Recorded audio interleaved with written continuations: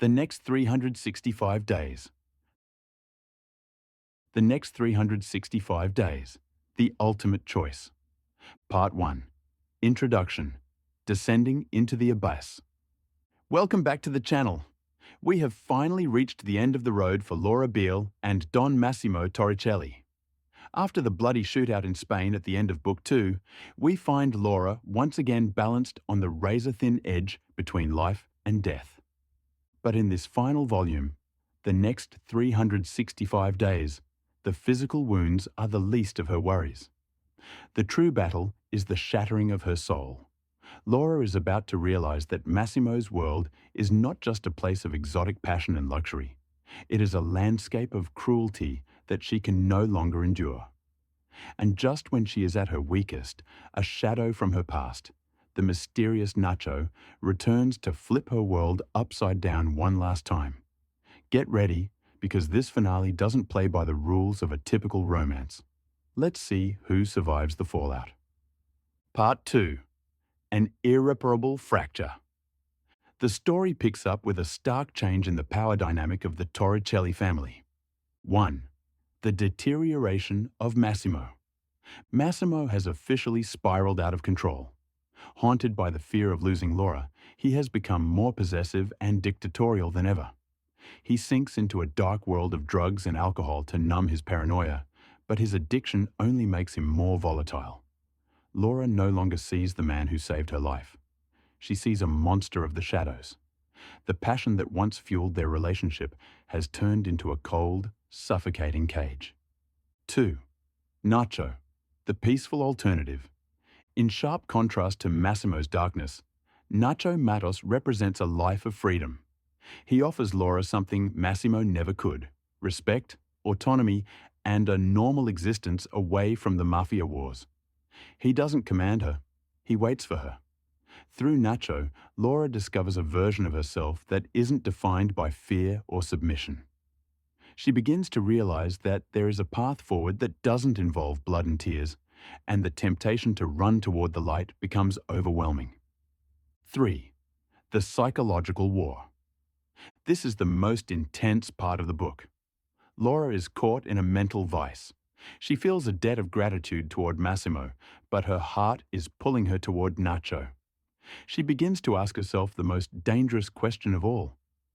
Did I ever truly love Massimo? Or was I just a victim of Stockholm Syndrome? Watching her analyze the trauma of her kidnapping while trying to navigate her current reality is a gut-wrenching experience. Part 3. The peak of betrayal. The kitsch tianj, the high-stakes tension, reaches an explosive level when Massimo discovers that Laura has been in secret contact with Nacho. The final confrontation. Massimo's jealousy isn't just an emotion, it's a weapon. He treats her betrayal as an act of war.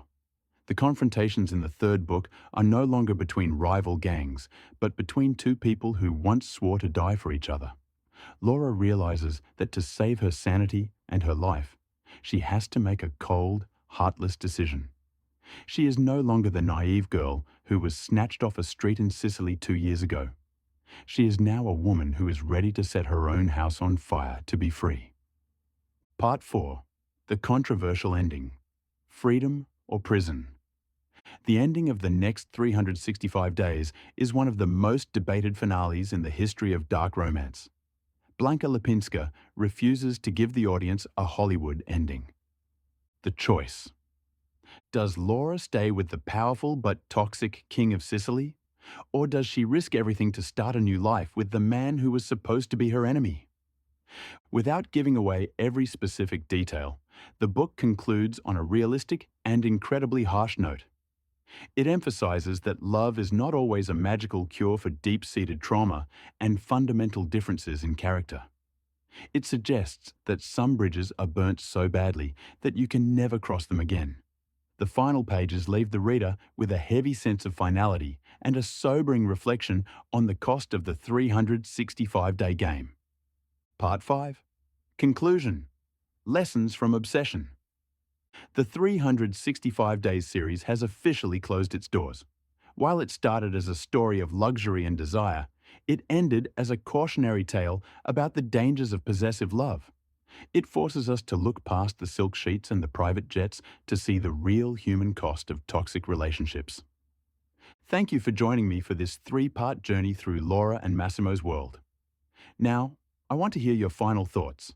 If you were Laura, would you have chosen the intensity of Massimo or the peace of Nacho? Let the final debate begin in the comments below. Don't forget to like and subscribe to stay updated on our reviews of the most talked about book series in the world.